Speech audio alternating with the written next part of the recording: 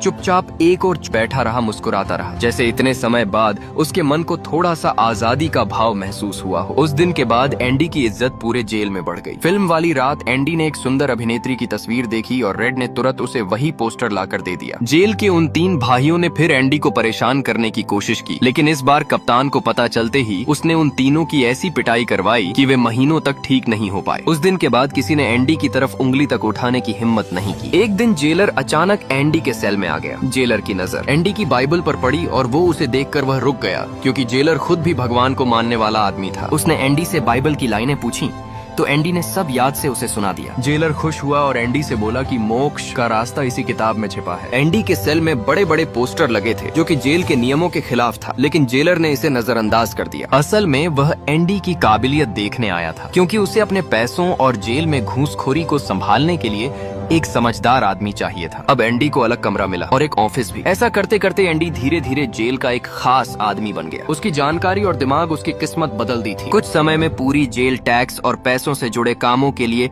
Andy के पास आने लगी। यहाँ तक कि जेलर भी पीछे नहीं रहा। 1 साल में उसके पास इतना काम बढ़ गया कि उसे एक और असिस्टेंट को रखना पड़ा। इसी दौरान एंडी ने जेल में एक लाइब्रेरी खोलने का प्रस्ताव जेलर के सामने रखा। जेलर ने कहा कि सरकार पैसा सिर्फ दीवारें मजबूत करने के लिए देती है, लाइब्रेरी के लिए नहीं, कोई पैसा नहीं आता है। लेकिन उसने एंडी को कहा कि अगर कुछ चाहिए तो खुद सरकार को चिट्ठी भेजो, शायद सरकार जेल में लाइब्रेरी बनाने का पैसा भी दे दे। और एंडी ने वही किया। उसने सरकार को हर हफ्ते एक चिट्ठी भेजना शुरू कर दिया। पूरे 6 साल तक एंडी बिना रुके ये सब करता रहा। आखिर में सरकार ने उसकी इच्छा शक्ति और तपस्या देखकर उसे $200 और पुरानी किताबें भेजने का आदेश दिया। ये जवाब मिलते ही एंडी और भी मोटिवेट हो गया। अब वह हफ्ते में 2 चिट्ठियां भेजने लगा। पुरानी किताबों में उसे एक म्यूजिक रिकॉर्ड मिला, लेकिन वो म्यूजिक बस जेलर के म्यूजिक सिस्टम में ही बज सकता था। इसीलिए एक दिन उसने मौका पाकर एक जेकर को टॉयलेट में बंद कर दिया और जेल के स्पीकर सिस्टम पर वह संगीत बजा दिया। पूरा जेल एकदम से रुक गया और रुककर वह संगीत सुनने लगा। भाषा तो कोई नहीं समझ पाया,